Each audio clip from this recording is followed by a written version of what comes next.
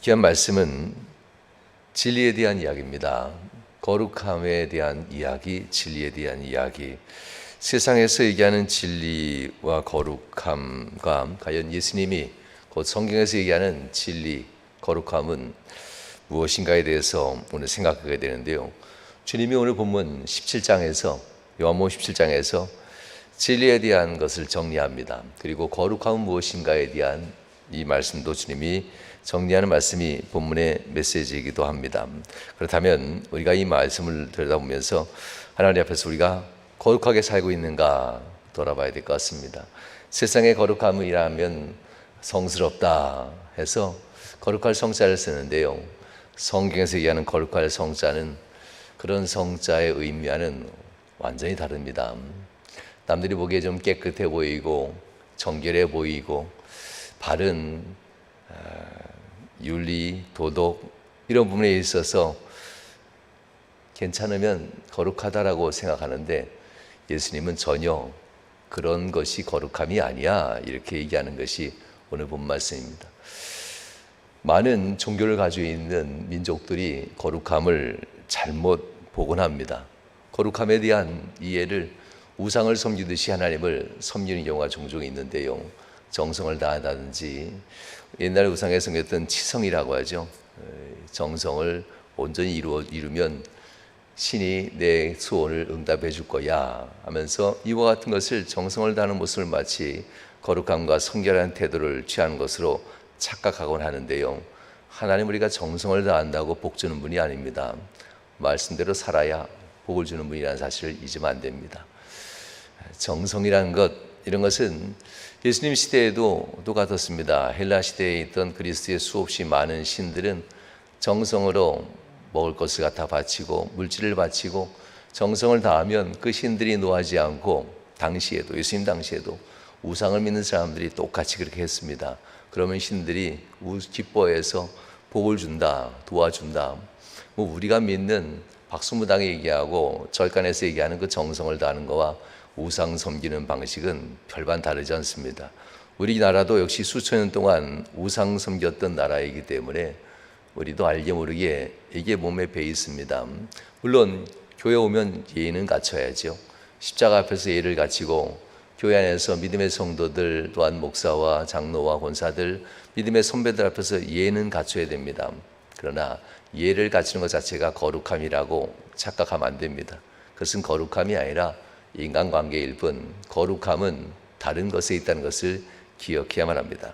오늘 본문에 있어서 거룩함에 대한 이 이야기들 요한복음 11장 1절부터 마지막 절까지 이 말씀들이 쭉 기록되어 있는데요. 예수님이 제자들을 위한 기도라고 보면 됩니다. 진짜 기도가 나옵니다. 다른 말들의 복음서에 보면 예수님이 기도하셨다라고 하는데 겟세마네 기도 몇 마디 이외에는 정말 어떤 기도하셨을까? 어떤 기도를 하셨을까? 궁금할 정도로 기도 내용이 나오지 않습니다. 그런데 요한복음 17장 이 말씀 속에서는 예수님이 어떤 기도를 했는지 그 중보의 기도가 정확하게 나오는 것을 보게 됩니다. 이 이야기 속에서 예수님은 세상에 있어서 진정한 거룩함을 위하여 내가 왔다라고 합니다. 성별, 세상에 죽을 인생을 죽지 않을 인생으로 구별하기 위해서 내가 왔다. 이것을 시행하는 것이 하나 있는데요. 제사입니다. 세상에서 죽을 사람이 다시 영생할 사람, 죄로부터 벗어난 하나님의 자녀가 되는 이 일련의 과정을 온전히 이루는 그 일이 제사, 곧 하나님 앞에 번제를 통해서 한 생명을 죽이고 그 생명의 피를 대신해서 다시 살아나는 이 온전한 과정들, 이것이 바로 이제 번제라는 제사인데요. 그 제사를 온전히 진행하기 위한 대제사장이라는 한 사람이 이 제사를 진행함으로써 죄로 말미암아 죽을 영혼이 다시 죽지 않을 영으로 바뀌어진다. 이런 것이 이제 구약의 제사였고 이 제사를 완성시킨 분이 예수님이라는 것을 우린 또한 알고 있지요. 예수님은 바로 이와 같은 것을 완성시키기 위해서 마지막으로 성결하는 과정들, 세상에 있는 이 사람들을 세상이 미워합니다. 예수를 믿으려 하니까요. 사단 마귀와 함께 세상 사람들처럼 살면은 세상에 미워할 이유가 없어요. 함께 지옥 갈 거니까. 이게 간단한 원리입니다. 마귀와 함께 세상에 살아가면은 함께 지옥으로 가니 마귀가 미워할 이유가 없습니다. 그러나 그 안에서 이 길은 지옥 가는 길이야, 이 말 한마디를 일깨워주는 순간 지옥 갈 사람들이 천국으로 마음을 향하고 있으니 마귀가 얼마나 미워하겠습니까? 그래서 교회를 미워하고 복음을 전하는 사람을 미워하고 말씀대로 사는 사람을 미워합니다. 제일 좋아하는 사람은 말씀을 얘기하면서 말씀대로 살지 않는 사람들, 마귀가 제일 좋아하는 사람이죠. 이런 류의 사람들이 결국은 지옥으로 많은 사람을 보내니까요. 이렇게 믿어도 괜찮다 하면서 많은 사람을 영생의 믿음이 아닌 세상 가운데서 지옥으로 가는 믿음을 가지고 살아가니까 이런 류의 사람들을 마귀는 너무나 좋아하고 이런 사람에겐 마귀는 복도 줍니다. 그렇게 믿어도 복 받는다고 착각하니까요.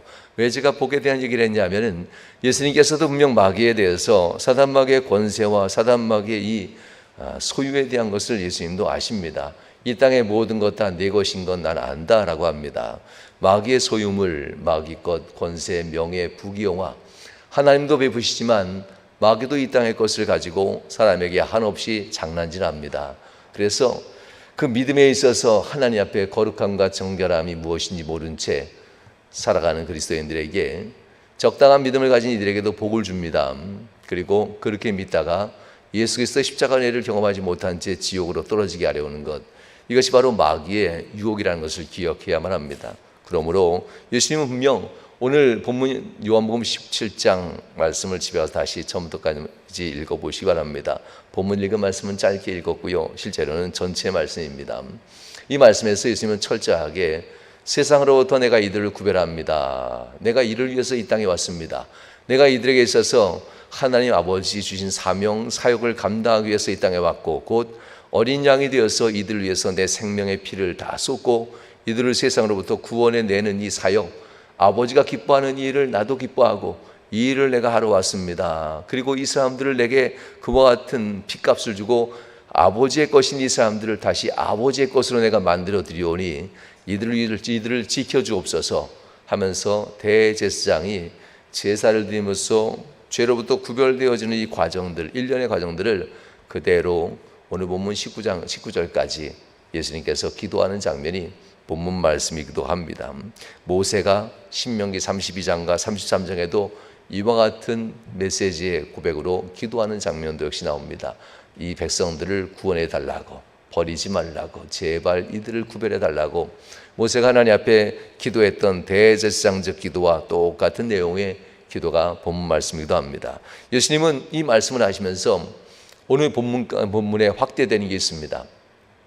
19절까지는 내게 주신 자 이렇게 표현하면서 제자들과 지금 나를 믿고 있는 자들을 위해서 정말 간절히 기도합니다. 그러나 20절 이하, 오늘 읽었던 봉독한 말씀 이하에서 보면 예수님은 이제부터 내게 주신 자들이 나가서 복음을 전하고 그들을 말미암아 그들 주위에서 예수를 다시 믿게 된 자, 여기까지 확대됩니다. 오늘 본문 20절이죠. 내가 비옵는 것은 이 사람들만 위함이 아니요 또 그들의 말로 말미암아 나를 믿는 사람들도 위함이다 라고 합니다. 이건 의심할 여지 없이 바로 예수 믿는 우리들을 얘기합니다. 처음 사람 제자들 위해서 처음 믿었던 그 믿음의 사람들 위해서 간절히 중보기도 했던 주님께서는 확실한 마음을 가지고 있습니다.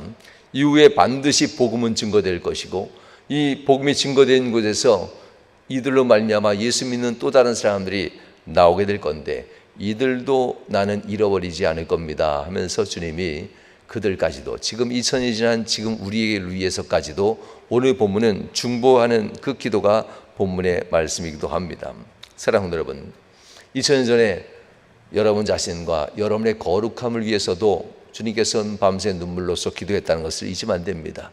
당시의 제자들을 위해서만 눈물 흘리는 것이 아니라 겟세마네에서 피땀을 흘리시면서 기도했던 예수님은 2000년이 지나고 앞으로도 얼마나 더 지날지 모르겠지만 바로 앞으로도 예수 믿을 그 많은 사람들, 사단 마귀로부터 뺏어왔고 되찾은 그 영혼들을 다시 잃지 않기 위해서 떨어지는 땀방울이 핏방울이 되도록 눈물로써 기도했던 이 기도가 바로 여러분과 여러분의 거룩함을 위해서 주님은 그때도 기도하셨고 지금도 여전히 기도하고 있다는 것을 우리는 기억해야만 합니다. 주님께서는 17장 1절로부터 20절 전까지 그리고 뒤에 17장 전체에 이르기까지 주님이 끊임없이 반복하면서 얘기하는 것이 있습니다.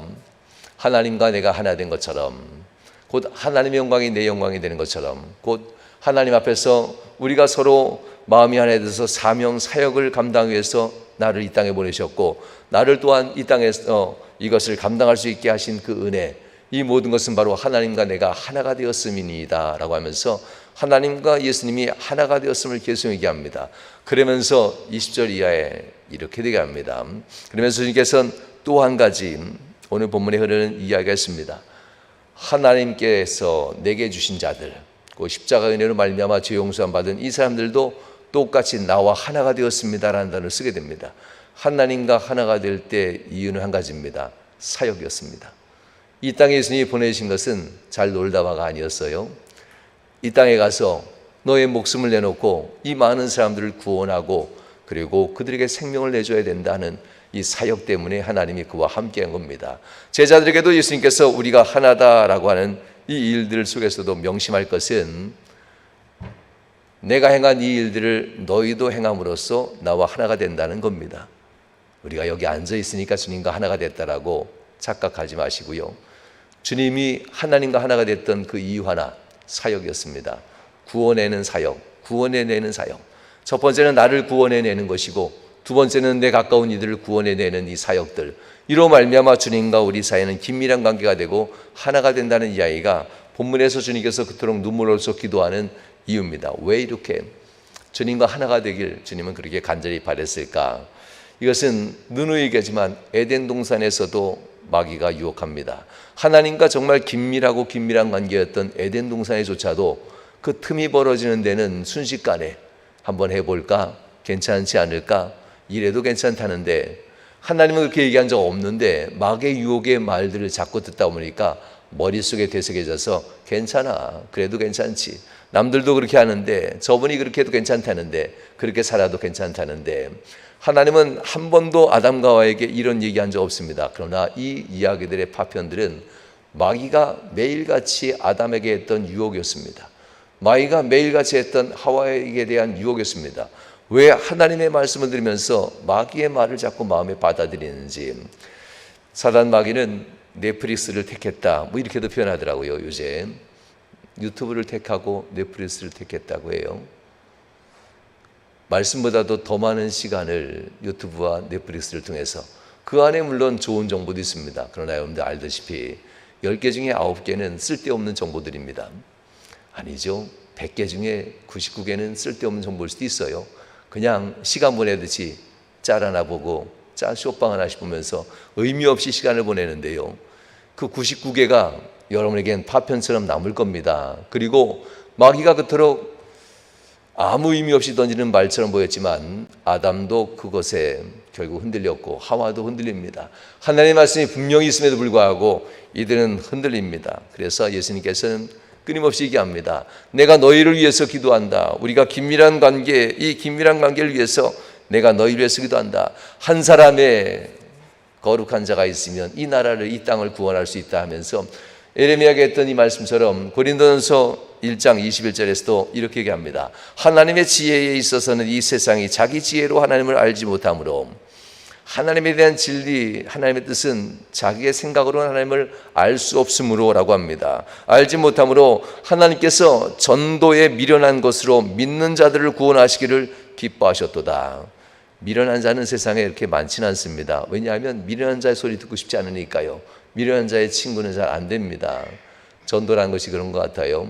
세상에서 전도자의 친구가 되는 이들이 그렇게 많지는 않아요. 전도한다라면 뒤로 빠지기도 하고, 전도한다라면 딴 데 가기도 하고, 전도한다라면 얼굴이 좀 사라지곤 하는데요. 전도하라고 밀어붙여야 가는 전도가 무슨 전도입니까? 주님은 그렇게 전도하라는 적 없습니다. 한 사람 의로운 자, 나를 위해서 정말 전도의 마음이 있는 자, 이런 사람들이 나가야 뒷심이 가지요. 밀어붙이면 그 1시간 하고 전도하면 뒷심 없이 결국은 그런 사람이 나가서 다른 행동하면 전도도 별거 아니네 라고 할 거 아닙니까? 전도라고 하는 것, 주님께서는 오직 한 사람이라도 나를 믿는, 곧 내 뜻대로 전도에 힘쓰고 나와 함께 한 영혼을 구원하기 위해서 그 마음이 불타는 그 한 사람만이라도 있으면 하나님께서는 그 전도가 이어진다는 것을 얘기합니다. 예수님은 정말 믿었습니다. 수십 명, 수백 명의 전도자가 필요한 것이 아니라 한 세대만이라도, 그 중에 한 사람만이라도 이 거룩한 사명을 깨닫고 반드시 일어날 수 있는 그 한 사람만이라도 일어나길 주님은 정말 원했고 그렇게 기도하는 겁니다. 얼마나 많은 사람이 전도하는데 전도를 하지요. 그러나 뒷심이 너무 없어서 전도의 사명 감당하는 일은 한 사람도 없다는 사실, 우리 교회도 솔직히 마찬가지 아닙니까? 하라니까 나오지 뒷심이 너무 없어서 한 사람 잡고 이 영혼 구원하려고 끝까지 기도하고 눈물로 싼 영혼 잡고 간구하는 이런 이들이 우리 교회에 과연 몇이나 있겠습니까? 만약 있다면 한 달에 한 명은 전도가 되겠지요. 최소한. 만약 그런 분들이 있다면 한 달에 한 번은 전도가 되고 교회가 채워지지 않겠습니까?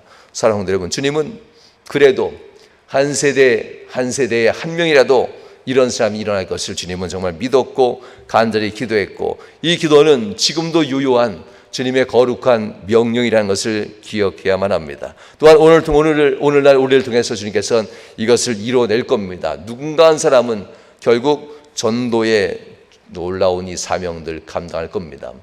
바로 이것이 거룩입니다.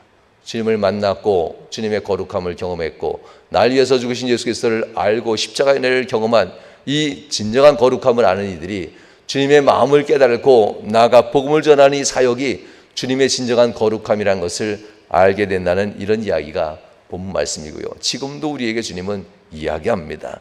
예수님은 바로 여러분 안에 바로 그 안에 있게 하려고, 여러분들을 하나님 안에, 주님 안에 있게 하려고 지금도 부르신다는 것을 잊으면 안 됩니다. 오늘 보면 마지막 25절과 26절에서 이렇게 얘기합니다. 의로우신 아버지여, 세상이 아버지를 알지 못하여도 나는 아버지를 알았사옵고 라고 합니다. 사역이었습니다. 이 땅에 오셨을 때 하나님이 내게 알게 한 것, 가서 죽고 와라, 그래야 산다. 십자가에 달려 주는 이 사역을 아버지도 알았고 나도 알고 순종했습니다. 그리고 25절 후반부에 이렇게 얘기합니다. 그들도 아버지께서 나를 보내신 줄을 알았사옵나이다 라고 합니다. 예수님의 사역이 진짜 무엇인지 처음 나를 믿는 그들도 이제 알았고, 모른다면 26절에 이렇게 얘기합니다. 내가 아버지의 이름으로 그들에게 알게 하였고 또 알게 하리이다 라고 합니다. 알지 못한 자들은 나의 백성이 아니란 뜻입니다. 알게 하는데 끊임없이 세상 기복신앙을 가지고 교회 와서 하나님 아버지 앞에 이 전도의 귀한 사명이 아닌 세상에서 우리가 바라는 소망이나 부르짖으며 더 이상 전도의 사명을 외면하고 있는 이들은 주님이 알게 하려고 하는데 엉뚱한 것만 붙들고 하니 내 백성이 아니니라 이렇게 얘기하는 말씀이기도 합니다. 내가 아버지의 이름을 그들에게 알게 하였고 또 알게 하리니 이는 나를 사랑하신 사랑이 그들 안에 있고 나도 그들 안에 있게 하려 함이니라. 아버지의 사역을 알지 못하는 자들은 결국 그 사랑이 그 안에 없다라는 겁니다. 이 사랑은 아가페의 사랑으로서 나를 끊임없이 보살펴주는 사랑을 얘기하는 것이 아닙니다. 그 사랑받고 구원받은 사람들이 과연 세상에 이 아가페의 사랑으로 구원받은 사람이 이렇게 넘쳐나는데 누가 가서 나를 위해 가서 복음을 전할고 누가 나를 위해서 가서 사랑을 전할고 하는 하나님 아버지의 눈물로서의 간구하는 예수님의 기도에 반응한 사람이 누구냐라는 이 사랑을 얘기합니다. 아버지가 세상을 향한 사랑을 내가 알아서 이 땅에 와서 예수님께서 생명을 내려듯이 결국 그 사랑을 알고 이 땅에서 나가 복음을 전하는 진정한 거룩한 백성이 누구겠느냐라면서 주님께서 간절히 간구하는 내용이 본문이기도 합니다. 이를 위해서 교회는 하나가 되어야 된다라는 메시지가 본문 말씀이기도 합니다. 이를 위해서 하나님이 내가 하나 된 것처럼, 또한 제자들이 나와 하나가 된 것처럼, 그리고 이후에 제자를 통해서 처음 믿은 사람을 통해서 또 다른 사람이 예수를 믿게 될 텐데 이들이 서로 하나가 된 이유는 오직 하나, 이유가 하나입니다. 구속의 사역이었습니다. 교회의 진짜 모습, 하나님께로부터 그 모습 보는 것이고 본질적인 모습은 바로 구속의 사역. 우리가 누굴 가르치고 누굴 섬기고 우리가 누굴 위해서 봉사하고 애쓰는 모든 것들은 다 구원받게 하려고 하는 것이지 좋은 관계, 인정받는 관계, 높아지는 관계, 직분 얻으려고 하는 이런 헌신이 되면 안 됩니다. 이건 우상숭배와 다름없습니다. 진짜 교회의 하나됨의 목적은 구속사역. 고난의 길을 지나며 이 고난주간을 지나면서 주님께서 그토록 세우시고자 했던 은혜를 다시 한번 돌아보면 좋겠습니다. 주님께서는 요한복음 2장 17절과 19절 사이에서 너희들이 지은 이 돌로 지은 성전을 헐라 내가 사흘 안에 이 성전을 다시 지으리라.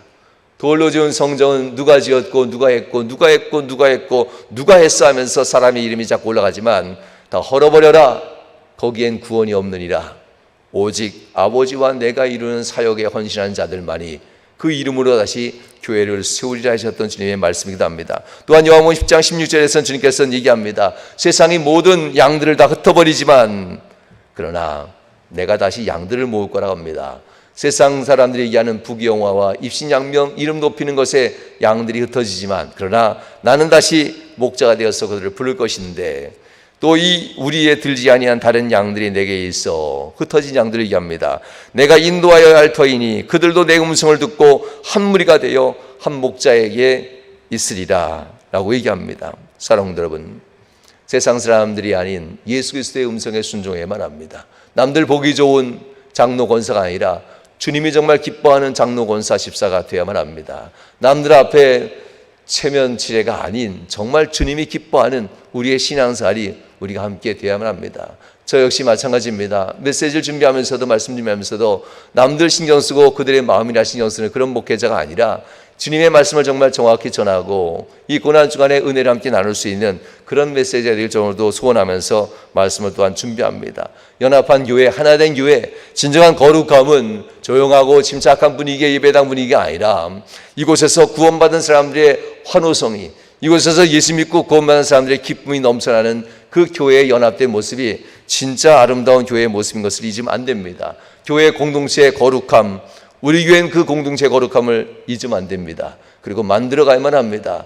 그리고 하나님 앞에서 우리 교회가 하나님 앞에 놀라운 이 영광, 이 명령 앞에 우리의 삶이 쓰임받아야만 합니다. 예수님께로부터 왔던 하나님으로부터 예수님께로, 그리고 예수님께로부터 사도들에게, 사도들로부터 수많은 제자들에게, 그 수많은 첫 번째 믿은 사람으로부터 지금 우리에게까지 모든 교회의 하나됨은 오직 사역이었습니다.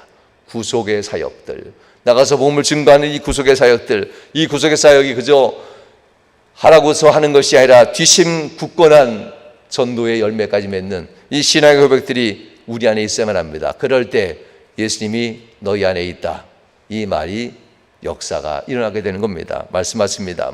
주님은 진리로 거룩하게 해달라고 얘기합니다. 17장 12절에 이렇게 얘기합니다. 내가 그들과 함께 있을 때에 내게 주신 아버지의 이름으로 그들을 보존하시고 지키었나이다. 그 중에 하나도 멸망하지 않고 다만 나를 믿지 않는 자들, 내 말을 따르지 않는 자들을 이렇게 표현합니다. 멸망의 자식들만 버림받사오니 이는 성경을 응하게 함이니이다. 진정한 믿음의 사역이 무엇인지 내가 가르칠 것이고 알게 할 것인데 이걸 따르는 자들만이 나의 자식이고 따르지 않는 자들은 멸망의 자식입니다. 그들만 버려질 것이고 내게 들어온 자들은 내가 반드시 보호할 겁니다. 주님께서 요한복음 17장 오늘 본문 12절에서 이와 같이 눈물로써 기도하는 모습을 보게 됩니다. 멸망의 자식 가운데 있던 그들을 불러내는 주님의 간절한 눈물들, 그럼에도 불구하고 불러내음에도 돌아오지 않는 자들에 대한 안타까움이 오늘 본문에는 나오고 있습니다. 사랑하는 여러분, 본문 17장 17절에서 이렇게 얘기합니다. 그들을 진리로 거룩하게 하옵소서. 아버지의 말씀은 진리니이다 라고 합니다. 성경에 있는 수없이 많은 말씀들이 오직 하나로만 향합니다. 예수 믿고 구원받습니다. 66권 전체의 메시지는 오직 하나입니다. 예수 믿고 영생으로 들어갑니다. 이것 때문에 창세기부터 요한계시록에 쓰여진 것이지 세상에서 만민 중에 복받기 위해서 성경은 지금 쓰여진 것이 아니라는 것을 기억해야만 합니다. 그러니 수없이 많은 말씀 중에 가장 존귀한 말씀은 예수의 이름 믿고 구원받는 이 이야기입니다. 요한복음 3장 16절이죠. 성경을 통틀어도 이 한 절로 성경을 대변한다고까지 얘기합니다. 사랑하는 여러분, 우리가 바로 그렇게 거룩함으로 구원받았고 이 우리가 세상 살아갈 때 이 거룩함 곧 구속 사역으로 세상에 나가 복음을 증거하는 이 일에 힘쓰는 자가 되어야만 합니다. 하나님의 말씀은 이 놀라운 진리를 품고 있고 이 진리를 따르는 사람이 진정한 거룩한 나의 백성이다라고 합니다. 신학자 린다스라는 분이 있습니다.